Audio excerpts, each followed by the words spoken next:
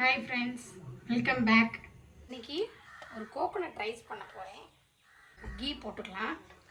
நான் பாஸ்மதி அரிசியில் ரைஸ் ஆக்கி வச்சுருக்கிறேன்.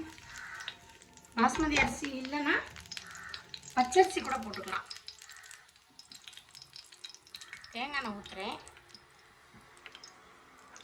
பூண்டு போட்டு வதக்கிக்கங்க.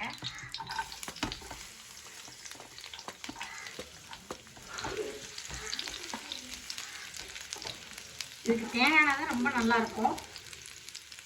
இது கடுகு போட்டுக்கோங்க.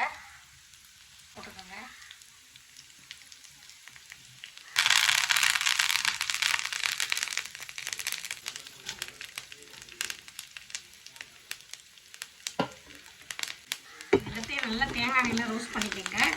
அப்புறம் தேங்காய் பூ. கோகோனட் ரைஸ்க்கு தேங்காய் எண்ணெய் தான் ஊற்றணும். இந்த பாஸ்மதி அரிசியில் உப்பு போட்டு சாப்பாடு ஆக்கி வச்சுருக்கிறேன்.